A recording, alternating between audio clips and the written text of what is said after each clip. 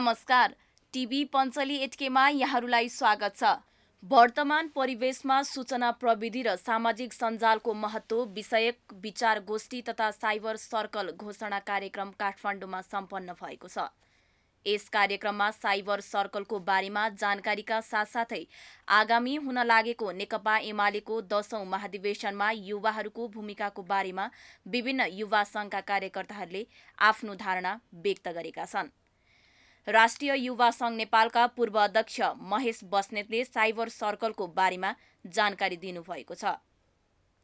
उहाँले सूचना प्रविधिको नकारात्मक प्रयोगले व्यक्तिको मान मर्यादा तथा प्रतिष्ठाभित्र पारेको असरलाई परास्त पार्न र साथसाथै जनताहरूमा सही सूचना पुर्याउन र यस्ता भ्रामक तथा नकारात्मक समाचारलाई अन्त्य गर्न साइबर सर्कलले महत्त्वपूर्ण भूमिका खेल्ने जानकारी दिनुभयो।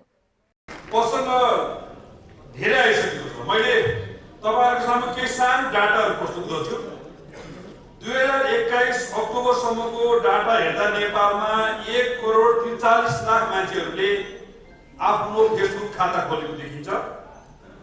त्यसमा जनसङ्ख्यासँग तुलना गर्दा झन्डै 58% जनसङ्ख्या आज फेसबुकसँग अपडेट छ र त्यसलाई महिला र पुरुष छुट्याएर हेर्दाखेरि महिलाहरूको संख्या पनि कमजोर छैन, तर आजको यहाँ उपस्थित महिलाहरूको संख्या कमजोर छ। तर हाम्रो सामाजिक सञ्जालमा महिलाहरूको उपस्थिति कमजोर छैन। 54% पुरुषहरू छन् भने 46% महिलाहरू यसमा संलग्न हुनुहुन्छ। विशेष गरेर युवा पुस्ता बढी यसमा संलग्न छ। 24 देखि 34 वर्षका युवाहरू झन्डै 54 लाख युवाहरू यसमा संलग्न छन्। यो भनेको टोटल प्रयोगकर्ताको झन्डै 40% यो युवाहरू यसमा संलग्न हुनुहुन्छ। त्यस पछाडि हामी कहाँ युट्युब भयो, व्हाट्सएप भयो, टिकटक भयो, ट्विटर भयो, क्रमशः युवाहरूको आकर्षण बनेको छ भने इन्स्टाग्राम झन्डै 23 लाख मान्छेहरू इन्स्टाग्रामको प्रयोग गर्दो रहेछन् र टिकटक झन्डै 46 लाख मान्छेहरूले प्रयोग गर्दो रहेछन्। यो सबैमा महिला र पुरुषको संख्या त्यही 52, 48, 54, 46 सालको छ र विविध खालका सुविधाहरू राज्यले उपलब्ध गराउने सुविधाहरूको प्रयोग गर्ने सन्दर्भमा वेब अथवा कम्प्युटरको प्रयोग नगरिकन मोबाइल मार्फतै धेरै युवाहरूले ती सुविधाहरू प्रयोग गरेको देखिन्छ। जस्तो सामान्य पृष्ठको रिपोर्ट लिने सन्दर्भ पनि 90% चाहिँ मोबाइलबाट अपडेट भएको देखिन्छ। त्यसमा पनि आजको यो पाटोलाई ध्यान दिएर साइबर सर्कलको यो घोषणा कार्यक्रममा राष्ट्रिय युवा सङ्घ नेपालले योजना बनाउँदैछ भन्ने मलाई लाग्छ। यस पछाडि साइबर सर्कलको टिम घोषणा हुनेछ। साइबर सर्कलको टिम घोषणा भइरहँदा हाम्रो सूचना प्रविधि कुनै प्राचीन युगमा हाम्रो सूचना प्रविधि कटुवालहरूले थिएका थिए। उनीहरूले सूचना जारी गर्दै हिँड्थे, घोषणा गर्दै हिँड्थे। सूचना प्रविधिमा अनेक खालका विकास क्रमहरू पत्र पत्रिका, रेडियो, टेलिभिजन अनेक खालका प्रविधिहरूको विकास हुँदै आयो। पछिल्लो बेलामा सूचना प्रविधि एउटा वेब मार्फत, एउटा तरङ्ग मार्फत यसले संसारभरि आफ्नो प्रभाव जमाइरहेको छ। यो बाटोलाई युवा सङ्घका कार्यकर्ताले कसरी बुझ्ने, हामी कम्युनिस्ट पार्टीका नेता कार्यकर्ताले कसरी बुझ्ने भन्ने सन्दर्भ छ। 1 वर्ष अगाडि हामी साइबर सेना भनेर घोषणा गर्यौं। एउटा विपक्षीहरूको निमित्त एउटा निकै आतंकको विषय पनि बोल्यो। त्यही भएर यो सेना भन्ने शब्दले अलि द्वन्द्वलाई प्रतिनिधित्व गर्न सक्छ। यसको नाम सेना नरह भन्ने धेरै बुद्धिजीवी साथीहरूबाट आएको सुझाव अनुसार हामीले अब साइबर सर्कल राखेर जाने भन्ने निष्कर्ष राष्ट्रिय युवा सङ्घ नेपालले निकाल्यो। आजको परिवेशमा यो सही निष्कर्ष निकाल्यो भन्ने मलाई लाग्छ र हामी सबैले ध्यान दिनुपर्ने कुरा के छ भने हामी यसलाई प्रतिरोधी सङ्गठन मात्रै बनाउन खोजेको होइनौँ। यो सृजनशील रचनात्मक सङ्गठन पनि बनाउन खोजेका हौँ। जस्तो आजको सूचना प्रविधिलाई दुरुपयोग गरेर त्यसलाई मिसयुज गरेर कुनै राजनीतिक दलप्रति, कुनै संस्थाप्रति कुनै व्यक्तिप्रति उसका निजी जीवनहरूप्रति उसको प्रतिष्ठा, मान, सम्मान र चरित्रसँग समाप्त हुने ढङ्गले कतिपय साथीहरू अहिले पनि साइबरमा लागेका छन् र आज हाम्रो सरकार छँदाखेरि हामी सूचना प्रविधि ऐन बनाउनु खोज्दा समाजमा यस्तो भ्रम छरियो कि हामीले त्यो ऐन बनाउन सकेनौँ र आज साइबर क्राइमलाई हामीले व्यवस्थित ढङ्गले कन्ट्रोल गर्न सकिरहेका छैनौँ। त्यसो भएको हुनाले साइबर क्राइमलाई कन्ट्रोल गर्नेदेखि सूचना प्रविधि ऐन बनाउन सरकारलाई दबाब दिनेदेखि हाम्रो सरकार मार्फत साइबर क्राइममा पीडित भएका व्यक्तिहरूलाई न्याय दिनेदेखि हामी र हामीसित सम्बन्धित साथीहरूमाथि हुने यस्ता खालका साइबर आक्रमणहरूलाई प्रत्याक्रमण गर्ने सन्दर्भमा तपाईँहरूले व्यवस्थित योजना र व्यवस्थित सञ्जाल प्रयोग गर्नुहुँदैछ। एउटा यसको मुख्य उद्देश्य एउटा यो पनि हो। दोस्रो कुरा, आजको साम्राज्यवाद, आजको दलाल लोकशाही पुँजीवाद, आजको अवसरवाद घोडा चढेर आउँदैन, बन्दुक बोकेर आउँदैन। यसले सूचना प्रविधिको माध्यमबाट आउँछ, हाम्रो रेडियोबाट आउँछ, टिभीबाट आउँछ, मोबाइलबाट आउँछ, फेसबुकबाट आउँछ। अझ डरलाग्दो कुरा त के छ भने हिजो हामी मतियार भन्थ्यौँ, भाट भन्थ्यौँ, अनेक राजनीतिक शब्द प्रयोग गर्थ्यौँ, तर आज त बुट्स भन्ने यस्तो एउटा शब्दहरू प्रयोग भएको छ कि हाम्रो विरुद्ध फेक न्युज बनाएर, फेक पोस्टहरू गरेर, त्यसलाई बुस्ट गरेर लाखौं मान्छेहरूको बिचमा पुर्याउने एउटा प्रवृत्ति छ। बोलेको एउटा हुन्छ, काटेर अर्को राखेको छ। हाम्रो साइबर ल एक्टिभ नहुँदा यस्ता धेरै कुराहरू छन्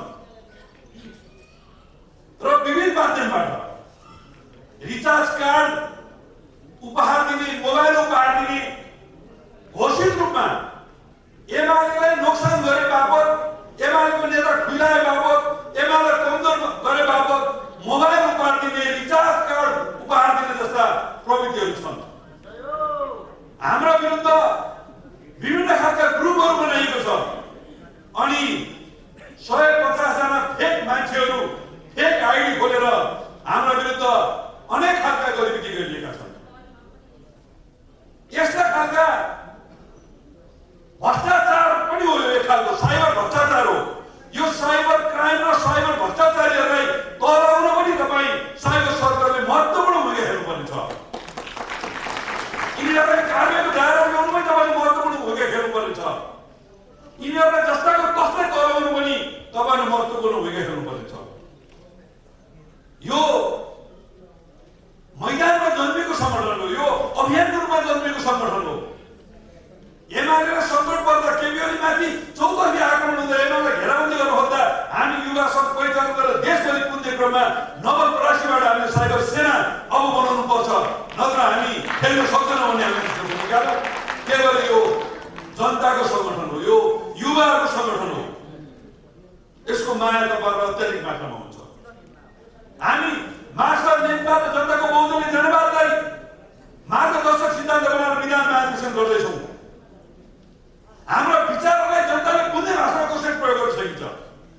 आज केपीओली समृद्ध नेपाल र सुखी नेपालीका नेता हुन्। आज केपीओली परिपूर्ण लोकतन्त्रका नेता हुन्। युवाहरूलाई उद्यमशीलता दिने, युवालाई रोजगारी दिने नेता हुन्। केपीओली समकालीन राजनीतिका शिखर व्यक्तित्व हुन्। KP Oli father of the nation हुन् र हामीले घोषणा गरिएको बेलामा केपीओ कम्युनिटी गरिने शब्दहरू म सापट लिन्छु। माओवादीको ज्यादातिरको सीमा आएको थियो, सामाजिक फाँसीवादी चरित्र एकदम सशक्त ढङ्गले गइरहेको थियो र हाम्रा धेरै साथीहरूको हत्या भइरहेको बेलामा हामी युवा सङ्घ युथ फोर्स बनाएर टाउको कफन बाँधेर हिँड्यौँ। त्यतिखेर उग्र वामपन्थ र वामपन्थको बिचमा बहस भयो। हामी नृत्यको गरेर अगाडि बढ्नु पर्नेछ। चितवनमा हामी महाधिवेशन गरेर हाम्रो पार्टीबाट कुनै विभाजन परेको छैन भन्ने कुराको सन्देश दिँदैछौँ। है अमृत खातीले कति राम्रो जिङ्गल बजाएर तपाईँहरूको माया पाउनुभयो, ताली बजाउनुभयो। म कलाकार साथीहरूलाई हार्दिक धन्यवाद दिन चाहन्छु। प्रचण्ड गभर्मेन्टको रोइलो म सुन्छु, प्रचण्डको विरुद्ध गतिविधि, बिचरा प्रचण्ड झिङ्गा मारेर एमाले गुलेली चलाउँदैन, झिङ्गा मारेर रबड हान्यो। प्रचण्डको निम्ति आज गुलेली चाहिँदैन, रबड भए पुग्छ। चितवनको महाधिवेशन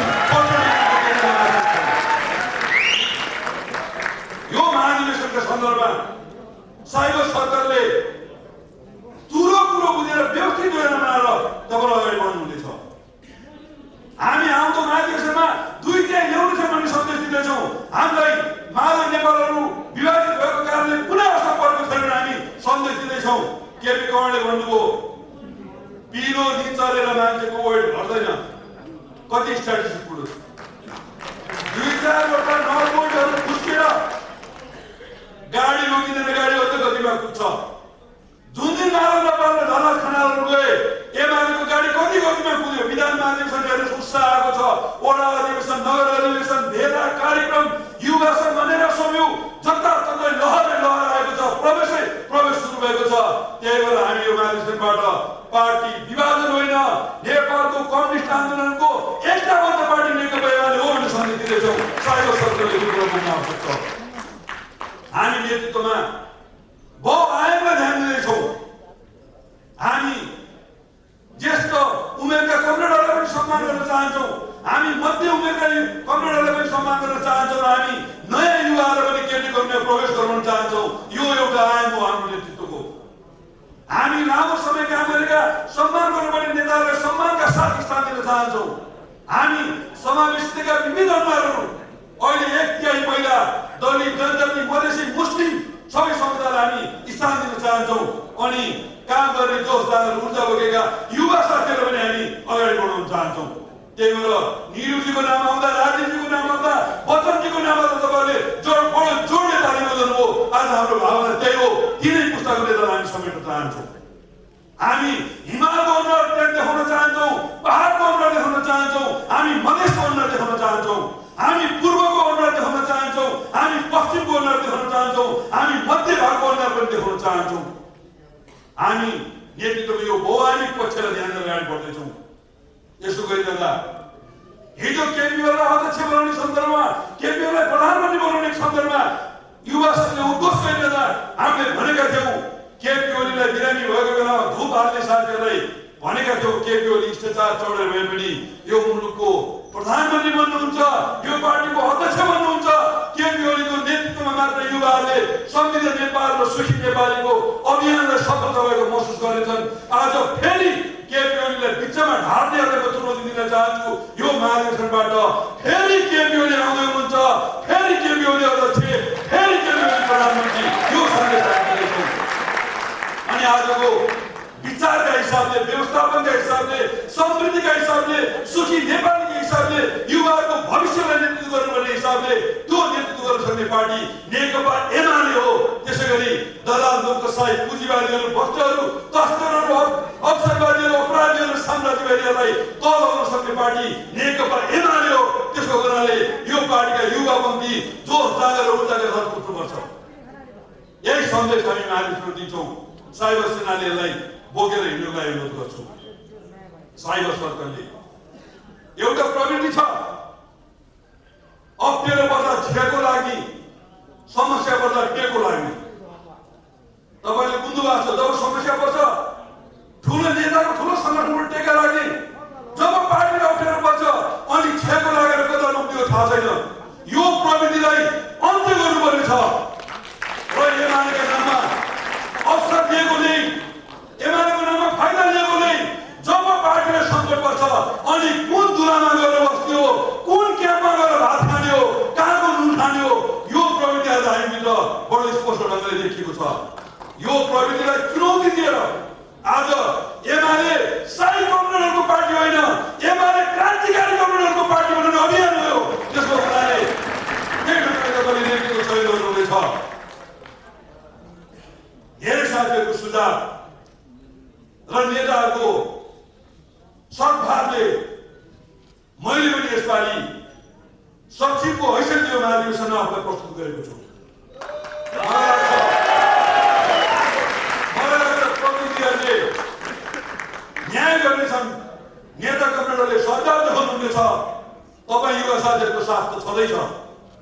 मैले यति नै कुरा तपाईँहरूको सामु राखेँ र तपाईँको साइबर सर्कल निर्माणको यो कार्यक्रम भव्य र सबै ढङ्गले सम्पन्न भइसकेको छ। अब भन्ने कमिटीका सबै साथीहरूलाई सफलताको उच्च शुभकामना व्यक्त गर्दै मेरो भनाइ रिक्त गर्छु। हस्त धन्यवाद। कार्यक्रमका प्रमुख अतिथि एमाले अध्यक्ष केपी शर्मा ओली, महिला नेत्री निरुदेवी पाल र वरिष्ठ नेता प्रदीप ग्यावालीले सामाजिक सञ्जालभित्र हुने विभिन्न कुरीति तथा हिंसाको बारेमा पनि प्रष्ट पार्नु भएको छ। उहाँहरूले सामाजिक सञ्जालभित्र व्यक्तिको निजी जीवनलाई समेटेर नकारात्मक सन्देश दिने गरेको कुरा पनि प्रस्ट्याउनु भएको छ। आफ्नो पार्टी लगायत आफ्नै जीवनमा पनि बारम्बार यस्ता घटनाहरू भइरहेको पनि उहाँहरूले जानकारी दिनुभयो। यस्ता गतिविधिहरूलाई रोक्न साइबर सर्कल अत्यावश्यक रहेको र आगामी दिनहरूमा कोही पनि सामाजिक सञ्जालभित्रको हिंसाबाट पीडित हुनु नपरोस् भन्ने सन्देश दिएका छन्।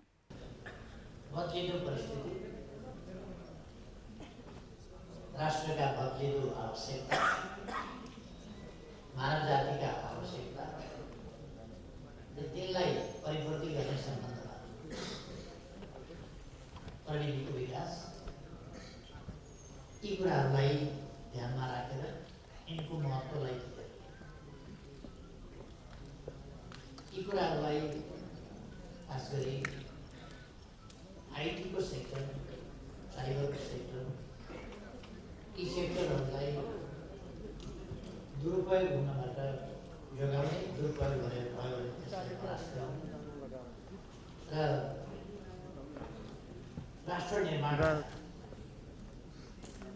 सही पक्षहरू, आवश्यक पक्षहरू तिनीहरूलाई उजागर गर्ने र राष्ट्र निर्माणको अभियानलाई अगाडि बढाउन योगदान गर्ने हिसाबले साइबर सर्कलको प्रारम्भ गर्नुभएको छ। म यस अवसरमा बधाई दिन चाहन्छु साइबर सर्कललाई। यसको प्रारम्भ गर्ने, यसलाई अगाडि बढाउने साथीहरू, संगठन युवा संघ नेपाल र त्यससँग विभिन्न ढङ्गले सम्बन्धित रहेका साथीहरूलाई धन्यवाद दिन चाहन्छु। तपाईँहरूमाथि एउटा आशा जागेको छ कि तपाईँ आज देशमा जस्तो खालको राजनीति चलिरहेको छ र देशका विरुद्ध त्यसलाई जसरी प्रयोग गर्न खोजिएको छ र राज्यका वा राज्यभन्दा अझ बढी बाहिर लगानीहरू परोक्ष प्रत्यक्ष अनेक प्रकारका, खास गरी परोक्ष लगानी, नदेखिने गरी बाह्य लगानी सञ्चारको क्षेत्रमा डरलाग्दो कुरा छ। सञ्चारको माध्यमबाट सूचना प्रविधि यो सबै कुरा हातमा लिने र त्यसलाई प्रयोग गर्ने, गलत बाटोमा र लगानीकर्ताहरूको हितमा त्यसलाई प्रयोग गर्ने, दुरुपयोग गर्ने र राजनीतिलाई विपरीत बनाउने, समाजको अग्रगमनलाई अवरोध खडा गर्ने, राष्ट्रिय एकतालाई कमजोर पार्ने,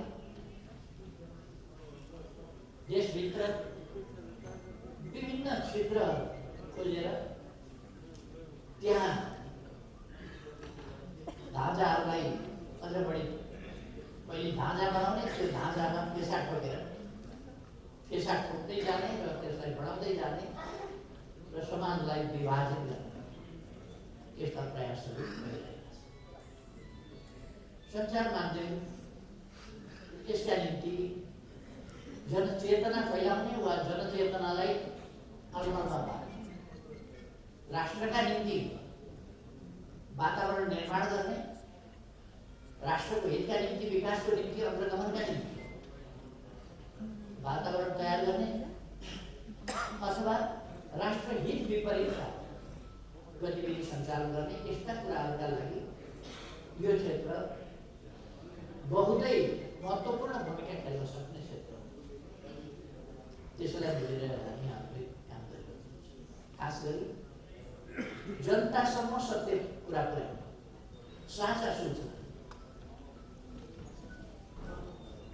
सही चेतना, वैज्ञानिक चेतना, अग्रगामी चेतना, न्यायोचित पक्षको चेतना, ती कुराहरू जनतासँग पुर्याउने माध्यम हो। कहिले कहिले राष्ट्रका निम्ति, कहिले कहिले बृहत्तर राष्ट्रका निम्ति कहिले कहिले सञ्चार माध्यमले फेक न्युज पनि हुन सक्दैन। इतिहासमा त्यस्तो पनि भेटिन्छ कहिले, तर राष्ट्रका निम्ति मात्रै गर्छ त्यस्तो यदि देशप्रति वफादार। उहिले स्पेन, पेरिसमाथि फ्रान्समा जर्मनको आक्रमण भयो, विशाल जर्मन सेना असाधारण ढङ्गले दिग्विजय गर्दै अगाडि बढिरहेका थियो, जसलाई कसैले रोक्न त्यहाँ सिन नदी पार गर्न एउटा म्याग्नेट लाइन एफटिपी, त्यो चाहिँ अभेद्य किल्लाको रूपमा मानिन्थ्यो। त्यसलाई पार गर्न कसैले पनि सक्दैन त्यो, किनभने पेरिसको रक्षाको किल्ला हो भनेर त्यो नदीको किनारमा एउटा पर्खाल बनाइन्छ। जर्मन सेनाले त्यो पर्खाल भत्कायो र सिन नदीको पुलबाट पेरिस प्रवेश गर्न थालेपछि एकजना कपडा धोइरहेको महिला, नदीको किनारमा कपडा धोइरहेको एउटा महिलाले तिमीहरू यो फ्रान्सको सेना जस्तो लाग्दैन, कहाँको सेना हो तिमीहरू भनेर, हामी जर्मन सेना हो, यस कब्जा गर्न आएका हौँ भनेर रोक्यो उनीहरू रोकिन माने। यहाँ फ्रेन्च छँदा छँदै फ्रान्सेली यहाँ उभिँदा उभिँदै एउटा जिउँदो फ्रान्सेली यहाँ हुँदा हुँदै तिमीहरू कसरी अगाडि बढ्न सक्छौ, के कुरा गरिरहेको, रोक्यौ भनेर मारे। उनले ढुङ्गा टिपेर फटाफट सेनालाई, उनलाई सेनाले गोली चलायो, उनी त्यहीँ गरे, उनको मृत्यु। अखबारमा यो खबर छाप्यो, त्यो खबर घर घरमा आउनु र भोलिपल्ट सिङ्गै पेरिस यसरी उठ्यो, एउटी महिलाले पर्खाल तोडेर, त्यो म्याग्नेटिक पर्खाल भन्ने तोडेर पेरिसतिर पस्न लागेको सेनालाई ढुङ्गा हानेर प्रतिरोध गरिन् र प्रश्नबाट व्यवधान खडा गर्न खोजिन्, रोक्न खोजिन्, हालाकि अनि मारिए। तर पेरिसवासी जिउँदो छैन्जेलसम्म विदेशी कसैले पनि पेरिसमा पस्न पाउँदैन, सक्दैन, हामी दिँदैनौँ भनेर उनले देहत्याग गरे। त्यस खबरले हरेक पेरिसवासी म जिउँदैछु, कसरी विदेशी सेना मेरो देशमा पस्छ, म जिउँदा हुँदै हुँदै कसरी पस्छ, हरेकले बालकनीबाट ढुङ्गा हान्छ, छतबाट ढुङ्गा हान्छ, माथिबाट इँटा खसाउँछ, सेना लड्न पाएन। त्योभन्दा अगाडि पेरिसवासीले हल्ला खेलाएको छ, गलीमा भए गलीमा हिर्काएको छ, उता भए उता हानेको छ, कता कुद्ने कतातिर हान्ने, बाल बच्चा बुढाबुढी सबैले हिर्काएको छ। जर्मन सेनामा अनि को हुन् ती महिला, खोज्नु पर्यो, तिनलाई सम्मान गर्नु पर्यो, तुलसीको परिवार हो, सम्मान गर्नु पर्यो। खोजी भयो, कहीँ फेला पर्दैन, अनेक खोजी, कहीँ छैन, गोली लागेको कतै देखिँदैन, त्यहाँ रगत पनि देखिँदैन, कहाँ कि महिला हुन् त्यो पनि थाहा छैन, को हो। अनि त्यो पत्रकारलाई थाहा होला भनेर भने जुन पत्रिकाले छापेको थियो त्यसका सम्पादकका रोज्दै मान्छेहरू को महिला, कहाँ कि महिला, कस्ती महिला, तिमीहरूले कहाँ देखा हो, कहाँनिर लड्या हो भनेपछि यो त लडेको त मैले देखिनँ, तर मैले पेरिस जोगाउनका लागि पेरिसवासी कस्तो हुन्छ भनेर एउटा परिकल्पना गरेँ। त्यो परिकल्पनाको महिला हुन् जसले सेनालाई ढुङ्गा हानेर गोली खाएर मरे। त्यो परिकल्पनाको कुरा हो। उनले भनेपछि त्यो पत्रकारलाई ठुलो राष्ट्रिय अवार्डका साथ सम्मान गरियो, उसको जय जयकार गरियो। राष्ट्रका लागि राष्ट्रिय सेन्टिमेन्ट, राष्ट्रिय सुरक्षा, राष्ट्रिय हित, राष्ट्रिय उन्नतिका लागि कहिले कहिले यस्ता सेन्टिमेन्टल कुरा सही नभएर कथानक भए पनि, परिकल्पना भए पनि कहिले कहिले सञ्चार माध्यमहरूले गर्छ। राष्ट्रका निम्ति जो सही होइन भनेर कसैले त्यसलाई चुनौती दिइरहँदैन, तर राष्ट्रका विरुद्ध सञ्चार माध्यमको धर्म होइन। राष्ट्रका विरुद्ध, जनताका विरुद्ध, जनताका अधिकारका विरुद्ध, जनताले पाउने न्यायका विरुद्ध, जनताले पाउने विकास र समृद्धिका विरुद्ध, जनताले लडेर ल्याएका उपलब्धिहरूको रक्षाका विरुद्ध, ती उपलब्धिहरूलाई हराउने, कमजोर पार्ने हिसाबले सञ्चार माध्यमले वास्तवमा कहिल्यै पनि गलत अथवा आधारहीन यस्तो न्युजहरू दिन। तर नेपालमा तपाईँ हामीले देखेका छौँ हाम्रा उपलब्धि, हाम्रा ठुला ठुला उपलब्धि, हामीले गरेका नेपाली पनका काम, हामीले गर्न खोजेका विकासका प्रयास, हामीले अगाडि सारेका विकासका नीतिहरू, राष्ट्रियता सम्बन्धी नीतिहरू, लोकतन्त्र सम्बन्धी नीतिहरू, विकास सम्बन्धी नीतिहरू, सामाजिक न्याय र समानता सम्बन्धी नीतिहरू, यी नीतिहरूलाई गलत ढङ्गले प्रस्तुत गर्ने, तिनको अपव्याख्या गर्ने, तिनको सम्बन्धमा भ्रम फिजाउने, यस प्रकारले कतिपय ठाउँबाट सञ्चार क्षेत्रको, सञ्चार माध्यमको, सञ्चार प्रविधिको दुरुपयोग गरेर हुने गरेको छ। मैले विश्वास लिएको छु आइटी सर्कलले, यो साइबर सर्कलले राष्ट्रिय हितको पक्षमा, राष्ट्रिय भावना जगाउने, राष्ट्रिय स्वाभिमान जगाउने, राष्ट्रिय हितको पक्षमा उभिने भावना जगाउने, राष्ट्र निर्माणको भावना जगाउने, राष्ट्रिय एकताको भावना जगाउने, विकासका निम्ति म लाग्नुपर्छ, खट्नुपर्छ भन्ने भावना जगाउने र राष्ट्रलाई अगाडि बढ्नका निम्ति, राष्ट्रमा सुव्यवस्था, शान्ति सुव्यवस्था स्थापना गर्नका लागि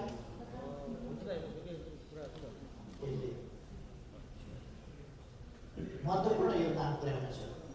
एउटा असाध्यै महत्त्वपूर्ण विषयमा यो छलफल कार्यक्रम आयोजना गरेर मलाई पनि सहभागी हुने मौका दिनुभएकोमा म आयोजक साथीहरूलाई धेरै धेरै धन्यवाद भन्न चाहन्छु र यो कार्यक्रमको पूर्ण सफलताको हार्दिक शुभकामना व्यक्त गर्न चाहन्छु। हामी 21औं शताब्दीमा बाँचिरहेका छौँ। यो 21औं शताब्दी विगतका धेरै शताब्दीहरूभन्दा खास कारणहरूले भिन्न छ। कुनै एउटा शताब्दी थियो जसको हातमा तरवार या बन्दुक संसारले नियन्त्रण गर्थ्यो। अर्को शताब्दी आयो जससँग उद्योग छ, उत्पादन छ र त्यो उत्पादनलाई विस्तार गरेर उपनिवेश निर्माण गर्ने सक्ने सामर्थ्य छ। तिनीहरू शक्तिशाली बने।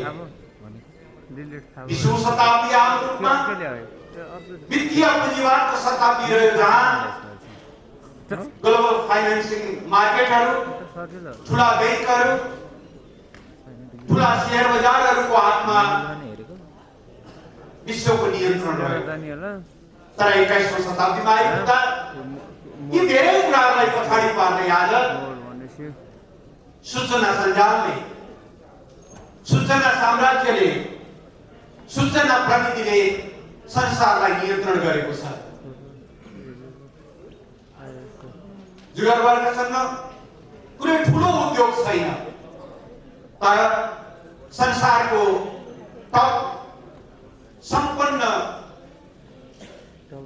मल्टिनेसनल कर्पोरेसन भित्र फेसबुक अहिले जसले उसले कम्पनीको नाम बदलेका छन् मेटा भनेर। केही वर्षमै केही दशकको पर्यन्तमै उनले त्यसलाई संसारको एउटा शक्तिशाली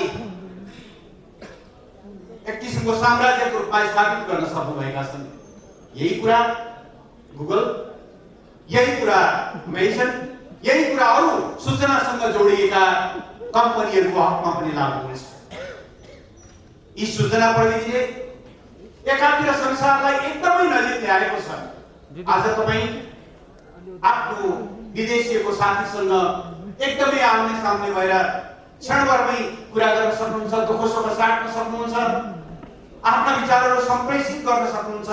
संसारलाई सूचना प्रविधिले हत्केलामा अटाउने बनाएको छ।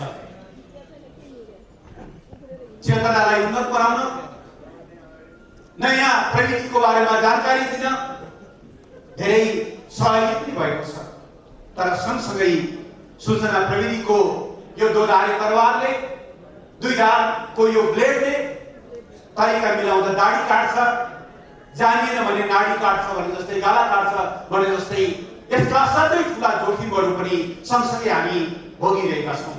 यस्तो बेलामा सामाजिक सञ्जाल र सूचना प्रविधिहरूको प्रयोग कसरी गर्न सकिन्छ, यसको महत्त्व के हो र खास गरेर हाम्रो जस्तो राजनीतिक आन्दोलनमा सामाजिक आर्थिक रूपान्तरणका लागि यी माध्यमहरूको प्रयोग कसरी गर्न सकिन्छ भन्ने बारेमा आज ज्यादै महत्त्वपूर्ण छलफल कार्यक्रम यहाँहरूले आयोजना गर्नुभएको छ।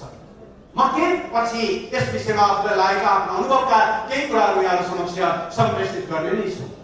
म थोरै अहिलेको हाम्रो महाधिवेशन भइरहेको सन्दर्भ, अहिलेका राष्ट्रिय राजनीतिका केही जीवन्त मुद्दाहरू र त्यहाँ हामी कहाँनिर उभिनुपर्छ भन्ने बारेमा संक्षेपमा केही कुरा राखेर हो यो हामी उभिएको हाम्रा मुद्दाहरूलाई हामीले सामाजिक सञ्जालहरू मार्फत कसरी स्थापित गर्न सक्छौँ भन्ने कुरा म यहाँहरू समक्ष केही कुराहरू राख्नेछु। पार्टीको 10औं राष्ट्रिय महाधिवेशन एउटा यसको कालखण्डमा आयोजना भइरहेको छ। जति बेला सतहमा हेर्दा, झ्याट्टै हेर्दा पार्टी अलिकति डिफेन्सिभ अवस्थामा पुगेको जस्तो देखिने परिस्थिति निर्माण भएको छ। हामी सरकारबाट बाहिरिएका छौँ, केन्द्रमा मात्रै होइन प्रदेशहरूबाट समेत। 2075 साल जेठ 3 गते एकीकरण भएर झन्डै 2/3 सहित बनेको नेकपा विभाजित भएको छ र फाल्गुन 23 पछि स्थापित भएको पुनर्स्थापित भएको नेकपा एमालेबाट पनि केही नेताहरू चुइकिएका छन्, केही नेताहरू बाहिरिएका छन्। केही मिडियाहरूको समाचार मात्रै हेर्ने हो भनेदेखि त नेकपा एमालेको आँगनमा त खरानी मात्रै बाँकी छ क्या र, नेकपा एमालेको यो भवन त भत्केर खण्डहर मात्रै भएको छ क्या जस्तो गरिकन बाहिर यो ढङ्गको भ्रम दिन खोजिरहेको अवस्था छ। अर्कोतिर असार 28 पछि राष्ट्रिय राजनीतिमा जुन ढङ्गको एउटा प्रतिगामी कोर्स सुरु भएको छ, त्यसले मुलुकलाई, मुलुकको राष्ट्रिय हित, मुलुकको संविधान, लोकतन्त्र, विधिको व्यवस्था, यी सबै कुराहरूलाई छेदविच्छेद पार्दै संवैधानिक आवरणमा मुलुकलाई पश्चगामी बाटोतिर, प्रतिगामी बाटोतिर हिँडाल्न लागिरहेको अवस्था छ। यस्तो बेलामा हामी यो महाधिवेशन आयोजना गर्दैछौँ। यो महाधिवेशनबाट नेकपा एमाले एउटा यस्तो शक्तिको रूपमा, एउटा यस्तो भरोसाको रूपमा खडा हुनेछ जहाँ आम जनताहरू ढुक्क भए हुनेछ। यो देशमा नेकपा एमाले छ, त्यस कारणले गर्दा हाम्रा राष्ट्रियतामाथि कहीँ कतैबाट कसैले दखल दिन पाउने छैन। राष्ट्रियताको पहरेदारको रूपमा नेकपा एमाले छ भन्ने कुरालाई सशक्त गरी हामीले पुनर्स्थापित गर्नेछौँ। लोकतन्त्रलाई भत्काउने, लोकतान्त्रिक प्रणालीलाई भत्काउने दुस्साहस कसैले नगरोस्, त्यसको पहरेदार बनेर नेकपा एमाले खडा छ भन्ने कुराको एउटा सन्देश दिनेछौँ हामीले। बैंकको नोटमा एउटा ग्यारेन्टी लेखिएको हुन्छ। यो नोट लिएर आउने जो कसैलाई यस बराबरको के भन्दाखेरि यसको सुरक्षाको प्रत्याभूति गरिनेछ अथवा यस बराबरको एउटा रकमको त्यो एउटा प्रत्याभूति गरिनेछ। राष्ट्र बैंकले जसरी एउटा त्यसको जिम्मेवारी लिएको हुन्छ, एउटा ग्यारेन्टी नेकपा एमाले पश्चिमनारायणी किनारबाट सिङ्गो देशलाई भन्ने छ। नेकपा एमाले छ, त्यसो भएर राष्ट्रियता सुरक्षित छ, नेकपा एमाले छ, त्यसकारणले लोकतन्त्र सुरक्षित छ। र आज हामीलाई संविधानको दुरुपयोग, अदालतको सैटिङ, अवसरवादी गठबन्धन, कतिपय मिडियाहरूको कुप्रचार र देखिने र नदेखिने प्रत्यक्ष र छद्म सारा षड्यन्त्रहरूबाट जसरी हामीलाई किनारमा धकेल्ने प्रयत्न गरिएको छ, यी सबै कुरालाई पन्छाउँदै धुलो टकटकाउँदै नेकपा एमाले राष्ट्रिय राजनीतिमा सशक्त ढङ्गले अगाडि आउनेछ। त्यो महाधिवेशनको मुख्य सन्देश त्यो हुनेछ। हामी त्यस महाधिवेशनको पूर्व सन्ध्यामा छौँ। यो महाधिवेशनलाई हरेक हिसाबले सफल बनाउन युवा साथीहरू अवश्य पनि लाग्नुहुनेछ भन्ने मेरो पूर्ण विश्वास छ। म केही सन्दर्भहरू यस सम्बन्धमा राख्न चाहन्छु। पार्टीमा सही नीति भयो र पार्टीमा सही नेतृत्व भयो भने आन्दोलनमा कति फरक पर्दो रहेछ र सही नेतृत्व भएन भने कति फरक पर्दो रहेछ भन्ने कुराको दुईटा कन्ट्रास्टिङ तस्बिर म तपाईहरुसँग देखाउन चाहन्छु। 2064 सालको पहिलो संविधान सभा निर्वाचनमा नेकपा एमाले सत्तामै थियो। त्यति बेला गिरिजाप्रसाद कोइराला प्रधानमन्त्री हुनुहुन्थ्यो, नेकपा एमाले सत्तामा थियो। 240 वटा निर्वाचन क्षेत्रहरू थिए र सुविधा के थियो भने त्यति बेला नेताहरूले रोजी गर्न दुईटा भन्दा बढी निर्वाचन क्षेत्रमा लड्न पाउनुहुन्थ्यो। हाम्रो त्यति बेलाको शक्तिशाली एक क्षेत्र महासचिव माधव कुमार नेपाल रौतहट 1 र काठमाडौँ 2 बाट लड्नु भएको। तर हाम्रो हालत कस्तो हो तपाईलाई थाहा छ। 240 सिटमा लड्दा नेकपा एमाले सरकारमा रहेर चुनाव लड्दा हामी 33 सिटमा खुम्चिन आएको थियौँ। हामीलाई टुडीखेलबाट संसद भवनभित्रबाट चुनौती दिइन्थ्यो। त्यति बेला नेकपा एमालेको लिङ्ग कुन हो, नेकपा एमाले भाग्यो कि पछ्यो, नेकपा एमाले कुन कित्तामा लाग्यो, माओवादी कित्ता कि कांग्रेस कित्ता, यो ढङ्गले चुनौती दिने गरी हामीलाई खुम्चाइएको अवस्था थियो। एउटा तस्बिर यो। अर्को तस्बिर 2074 साल मङ्सिरमा सत्ता थियो कांग्रेसको। हुन त माओवादी साथीहरू पनि थिए मन्त्री, तर एमालेसँग गठबन्धन गरिसकेपछि शेरबहादुर देउवाजीले सबैको विभाग खोजिदिएर सबैलाई बिना विभागीय बनाइदिनु भएको थियो। कांग्रेसले गराएको चुनावमा नेकपा एमाले 97 सिटमा लड्यो सूर्य चिन्ह लिएर। 97 सिटमा लड्दा हामीले 80 सिटमा विजय हासिल गर्यौं। फरक कति पर्दो रहेछ नेतृत्वको र नीतिको भन्ने कुरा मैले यो दुईटा तस्बिर यहाँलाई देखाउनु हो। यही सही नीति र सही नेतृत्व स्थापित गर्ने प्रयोजनका लागि अहिले हामी महाधिवेशनको क्रममा छौँ। अस्ति असोज 15 देखि 17 सम्म हामीले गोलावरीमा पार्टीको विधान महाधिवेशन आयोजना गर्यौं। त्यो विधान महाधिवेशनमा हामीलाई 5 वर्षसम्म मार्गदर्शन गर्ने हाम्रो सिद्धान्तको बारेमा थप व्याख्या गर्यौं। हाम्रो कार्यक्रम र कार्यदिशा के हो भन्ने बारेमा प्रश्न पार्यौं। जनताको बहुदलीय निर्वाचनको कार्यान्वयन गर्दै समाजवादको आधार निर्माण गर्ने कार्यदिशा तय गर्यौं। विधान बनायौं, पार्टीको ढाँचा निर्धारण गर्यौं र 6300 प्रतिनिधिको बीचमा सर्वसम्मत ढङ्गले हाम्रा विचारहरूलाई हामीले पारित गरेर फर्क्यौं। 17 गते साँझ 5 बजेतिर कार्यक्रम सकिएर गोदावरीबाट बाहिर निस्किँदा 6000 प्रतिनिधिहरूको मनमा एउटा बेग्लै संकल्प थियो। एमालेलाई त एउटा सामान्य अलिकति पनि असर परेको रहेछ, अलिकति बदलिएको पनि रहेछ। नेकपा एमालेलाई हामीले पुरानै ठाउँमा फर्काउँछौँ एउटा नयाँ संकल्पका साथ प्रतिनिधिहरू बाहिर हुनुभएको थियो। हो त्यही विचार र त्यही नीतिहरूको मार्गदर्शनमा हामीले पर्सिदेखि सम्पन्न हुने 10औं राष्ट्रिय महाधिवेशनमा नेकपा एमालेको नयाँ नेतृत्व चयन गर्नेछौँ। निस्सन्देह नेकपा एमालेको मात्रै होइन, सिङ्गो देशको नेताको रूपमा केपी ओलीको अहिले कुनै विकल्प छैन र 10औं राष्ट्रिय महाधिवेशनले मेरो पूर्ण विश्वास छ सर्वसम्मतिका साथ उहाँको नेतृत्वलाई अगाडि बढाउनेछ, स्थापित गर्नेछ। त्यसपश्चात हामी राष्ट्रिय राजनीतिमा जे जति चुनौतीहरू अहिले खडा गरिएका छन् ती चुनौतीहरूको सामना गर्न तम तयारीका साथ अगाडि बढ्नेछौँ। पछिल्लो समय राष्ट्रिय राजनीतिमा नेकपा एमालेका विरुद्ध एउटा चौतर्फी घेराबन्दीको स्थिति सृजना गरिएको छ। यो झ्याट्ट हेर्दा व्यक्ति केपी ओलीको विरुद्ध, व्यक्ति केही नेताहरूको विरुद्ध जस्तो देखिए पनि खासमा यो गरेको के हो भने नेकपा एमाले गएका केही वर्ष यतापट्टि राष्ट्रिय राजनीतिलाई नयाँ दिशा दिनको निम्ति एउटा निश्चित लिगेसी कायम गरेको छ। पुरै हिप्नोटाइज भए जस्तो हाम्रै पार्टीका कतिपय नेताहरू, अघि पनि चर्चा भयो, मलाई सम्झना छ एउटा संसदीय दलको बैठकमा हामी बस्दै थियौँ। तत्कालीन पार्टी अध्यक्ष संसदीय दलको नेता जगन्नाथ खनाल हामीलाई मन्तव्य दिँदै हुनुहुन्थ्यो।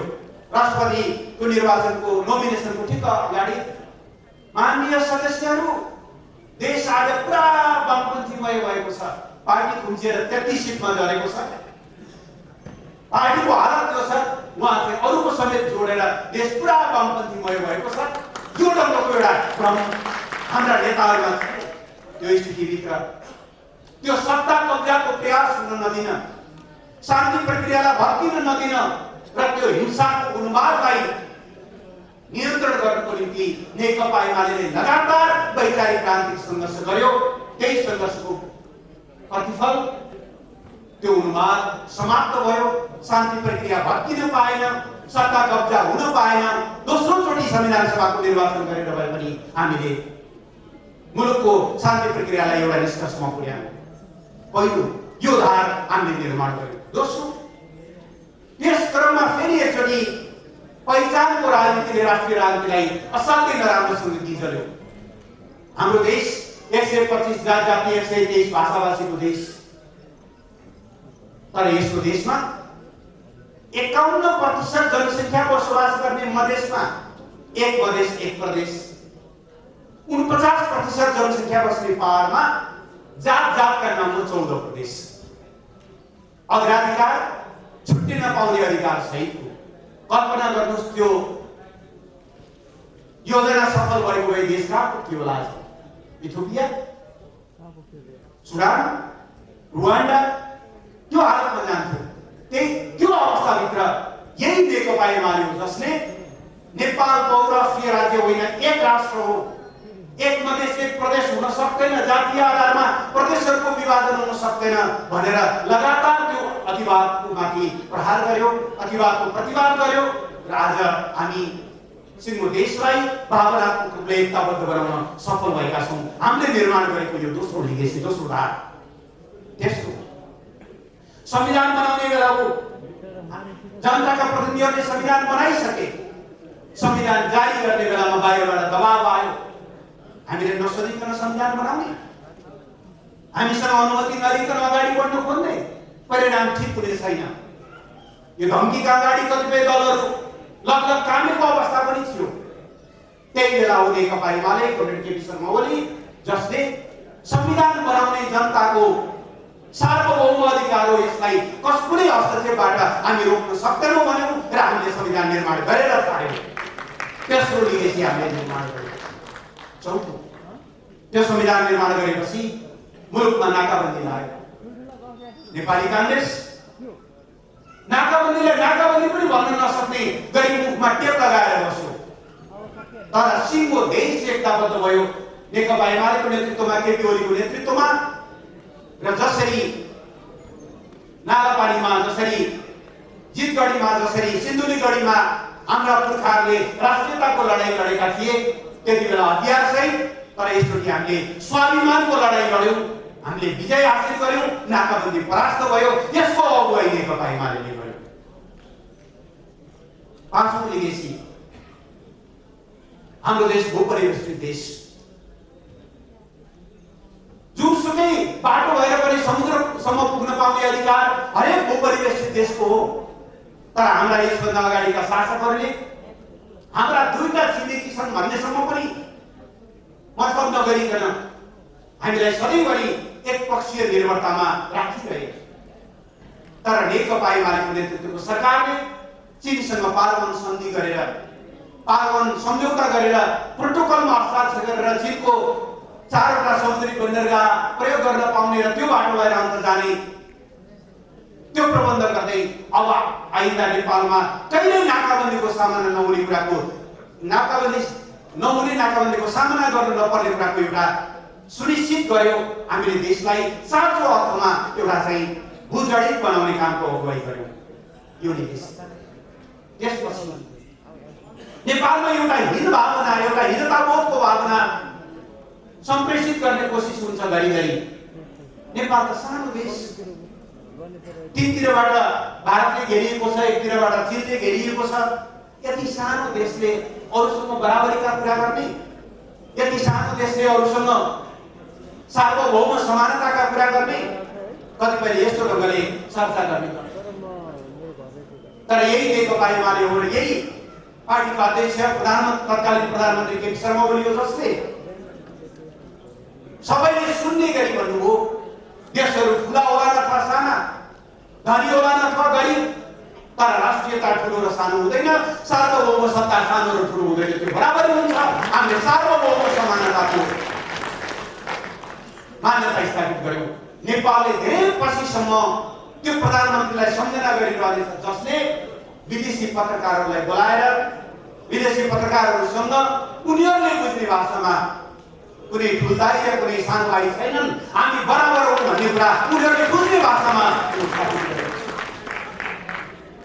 पार्टीलाई राष्ट्रिय राजनीतिको केन्द्रमा मैले अघि भने कुनै बेला हाम्रो लिङ्ग सोधिने, हामीलाई चिन्ता रोज्न बाध्य पारिने अवस्थाबाट आज राष्ट्रिय राजनीतिमा नेकपा एमाले केन्द्रमा छ, धुरीमा छ। राजनीति अहिले बालुवाटारमा छैन, राजनीति अहिले सानेपामा छैन, राजनीति अहिले खुमटारमा छैन। सिङ्गो देशले र विदेशले पनि सोध्छ बालकोटले के भन्छ अथवा थापादलले के भन्छ, नेकपा एमालेको केन्द्रीय कार्यालयले के भन्छ। राष्ट्रिय राजनीतिले आज हामीले हरेक हिसाबले केन्द्रमा, राष्ट्रिय राजनीतिको केन्द्रमा पार्टीलाई स्थापित गर्न सफल भएका छौँ। हामीले 62-63बाट ठुलो परिवर्तन गर्यौँ, देशमा गणतन्त्र ल्यायौँ, सशस्त्र द्वन्द्वको अन्त्य गर्यौँ, नयाँ संविधान बनायौँ। राजनीतिक परिवर्तनको हिसाबले हामीले ठुलो क्रान्ति सम्पन्न गरेका छौँ। तर यो क्रान्ति त्यति बेला मात्रै सार्थक हुन्छ जति बेला अब यो क्रान्तिले डेलिभरी दिन थाल्छ। अब हाम्रो गणतन्त्र पानी पिउन नपाएर काकाकुल जस्तो बनेका हरेक नागरिकको घरमा पानीको धारा टुटी बनेर झर्यो भने मात्रै त्यो गणतन्त्र सार्थक हुन्छ। हाम्रो गणतन्त्र स्कुल जान नपाएका नानीहरूलाई दोहोर्याउँदै स्कुलसम्म ल्याउन र उनीहरूलाई राम्रो शिक्षा दिन सक्यो भने मात्रै त्यो गणतन्त्र सार्थक हुन्छ। हाम्रो गणतन्त्र बेरोजगार युवाहरू जो खाडी र मलेसियामा पसिना बगाउन बाध्य छन् उनीहरूलाई फर्काएर देशभित्रै रोजगारीका अवसरहरू सृजना गर्न सक्दा मात्रै त्यो गणतन्त्र सार्थक हुन्छ। घुसको छानोको ठाउँमा टिनको छानो, भाटेका घरका ठाउँमा नयाँ घरहरू, गरिबीको ठाउँमा समृद्धि, अन्धकारको ठाउँमा उज्यालो, गणतन्त्रको सार्थकता त्यति बेला मात्रै हुन्छ। यही अभियान हामीले गएको 3 वर्ष सुरु गर्यौं। हामीलाई गर्व छ यो 3 वर्षको दरमियान, यद्यपि पछिल्लो 1.5 वर्ष त हामी पुरै कोभिड महामारीमा पर्यौं, तर पहिलो 2 वर्ष नेपालको इतिहासमा पहिलोचोटि नेपालले लगातार 7% भन्दा बढी आर्थिक वृद्धि हासिल गर्यो। यही अवधिमा हामीले नेपाललाई अल्प विकसित अवस्थाबाट विकासशील देशको रूपमा स्तरोन्नत गर्यौं। 8 लाख घरहरू पुनर्निर्माण गरेर हामीले पुनर्निर्माणको अभियान सञ्चालन गर्यौं र देशमा एउटा भरोसा जगायौं अब देश बन्छ, देशमा एउटा विश्वास जगायौं अब देश बन्छ। हो यही कामहरू गरिरहेका कारण अवस्थामा हामीले यिनै धारहरू निर्माण गरिरहेको अवस्थामा विभिन्न खालका शक्तिहरू मिलेर नेकपा एमालेलाई सरकारबाट विस्थापित गर्ने, नेकपा एमालेलाई विभाजित गर्ने, नेकपा एमालेलाई चक्रव्यूह सृजना गरेर भत्काउने कोसिस यिनै कारणहरूले भएको छ।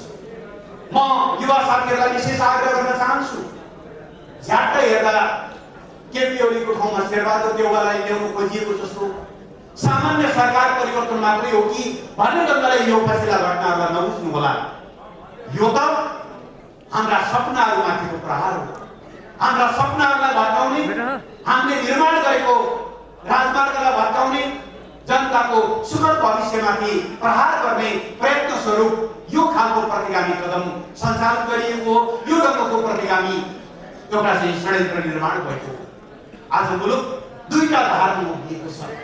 एकातिर छ नेकपा एमाले कमरेड केपी शर्मा ओली जसले देशभक्तिको प्रतिनिधित्व गर्छौँ, हामीले लोकतन्त्रको प्रतिनिधित्व गर्छौँ, संविधानको रक्षाको प्रतिनिधित्व गर्छौँ र जनतामा समृद्धिका विकासका देश बन्छ भन्ने कुराको त्यो धारको प्रतिनिधित्व गर्छौँ।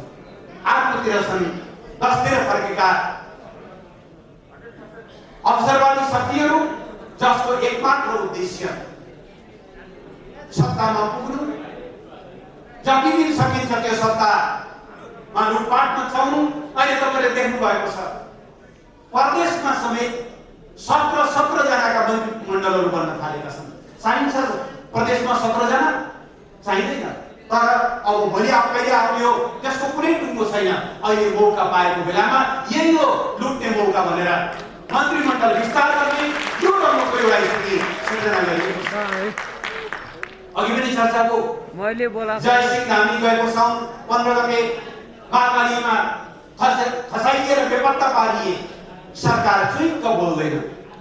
लिम्बुलेक लिम्पियाधुरा कालापानी फिर्ता गर्नुपर्ने छ, त्यता वार्ता गर्दैन। गर्छ के जहाँ समस्या छैन त्यतातिर छानबिन समिति बनाएर बखेडा झिक्छ। 1400 वटा त सडकहरू मात्रै पूर्ववर्ती सरकारले अगाडि ल्याएका बजेटहरू खारिज गर्छ। कालो धनलाई सेतो बनाउन खोज्छ। यो ढङ्गले मुलुकलाई भ्रष्टाचार, बेथिकी को बाटोमा हिँडाउने र देशका जनताको निम्ति कम्फर्टेबल सरकार होइन, विदेशीहरूका लागि कम्फर्टेबल सरकार बनाउने अभियानमा यो लागिरहेको अवस्था छ। त्यसो भएर आजको प्रमुख मुद्दा हो अग्रगमन कि पश्चगमन, राष्ट्रिय हितको रक्षा कि लम्पसारवाद, देशका निम्ति अनुकूल सरकार कि विदेशीका लागि कम्फर्टेबल। यो खालको मुद्दामा अब हामी सामाजिक सञ्जाल चलाउने साथीहरूले, सूचना प्रविधिको प्रयोग गर्ने साथीहरूले यी मुद्दाहरूलाई हामीले उजागर गर्न जरुरी हुन्छ। यी मुद्दाहरूमा केन्द्रित हुन जरुरी हुन्छ भन्ने कुरा म आग्रह गर्न चाहन्छु। मलाई पनि यो कार्यक्रममा बोलाएर 2 शब्द राख्ने अवसर दिनुभएकोमा म युवा सङ्घको नेतृत्वलाई हार्दिक आभार व्यक्त गर्न चाहन्छु। हाम्रो पार्टीको 10औं राष्ट्रिय महाधिवेशन पर्सि 2 दिन मात्रै पछाडि सभ्य र भव्य रूपमा उद्घाटन हुन गइरहेको छ। आज राष्ट्रले मात्र होइन अन्तर्राष्ट्रिय जगतले पनि नेकपा एमालेको महाधिवेशनलाई नजिकबाट निहालिरहेको छ। यो देशमा अन्याय अत्याचारका विरुद्ध, यो देशमा राष्ट्र र राष्ट्रियताका लागि र यो राष्ट्रका आम तमाम नेपाली जनताहरूको हक र अधिकारका लागि आवाज बुलन्द गर्ने यदि कोही पार्टी छ भने त्यो नेकपा एमाले हो। र त्यो नेकपा एमालेको महाधिवेशन कसरी सम्पन्न हुन्छ भनेर आज चारैतर्फबाट हामीलाई हेरिरहेको अवस्था छ। त्यो अवस्थामा म हार्दिक अनुरोध गर्न चाहन्छु कि हाम्रो 10औं राष्ट्रिय महाधिवेशनले सर्वसम्मत हाम्रो पार्टीका श्रद्धेय अध्यक्ष कमरेड केपी शर्मा ओलीको नेतृत्वमा 225 सदस्यीय केन्द्रीय कमिटी चयन गर्नेछ र कमिटीमा केन्द्रीय अध्यक्षमा अरू कसैले पनि उम्मेदवारी दिने छैनन्। पूर्ववश उम्मेदवारीका दिएका नेता कमरेडहरूले होइन कमरेड तपाईँ सर्वसम्मत नेता हो भनेर छोड्नुहुनेछ। म यो आग्रह पनि गर्न चाहन्छु। आजको आवश्यकता आम नेपाली जनताको चाहना, आम नेपाली युवाहरूको चाहना, आम महिलाहरूको चाहना, श्रमजीवीको चाहना, यो नेकपा एमालेको नेतृत्व केपी शर्मा ओलीले गर्नु भन्ने चाहना हो। त्यो चाहनालाई कसै पनि व्यक्तिले उठाएर काम गर्न सक्दैन भन्ने हामी सबै विश्वास गर्छौँ। तसर्थ आगामी महाधिवेशनमा कमरेड केपी शर्मा ओलीलाई सर्वसम्मत अध्यक्ष हामी बनाउनेछौँ, तपाईँ हामी बनाउनेछौँ, हलले बनाउनेछ। यति मात्र होइन, हामी नेकपा एमाले श्रद्धेय अध्यक्ष केपी ओलीको नेतृत्वमा आगामी चुनावमा 2/3 नेकपा एमालेको बलमा, कसैको पैसा टिपेर होइन, नेकपा एमाले एक्लैको बलमा हामी सरकार बनाउनेछौँ। लिम्पियाधुरा लिम्बुलेक कालापानीको हामी नक्सा जारी गर्यौँ, तर त्यो भूभाग कमरेड केपी ओली प्रधानमन्त्रीत्वमा हामी फिर्ता लिएर छोड्नेछौँ। हामी युवाहरूको प्रहर हो र हामी यो लिएर छोड्नेछौँ। हामी राष्ट्र र राष्ट्रियतामा सम्झौता गर्न सक्दैनौँ, चाहे हाम्रो सरकार ढलोस्। हामीले त्यतिखेर पनि भनेका थियौँ हामी यो मुद्दाबाट पछाडि पर्ने छैनौँ, व्याकुले छैनौँ। तसर्थ कमरेड केपी ओलीको सरकार ढलाएको यहाँहरू छ।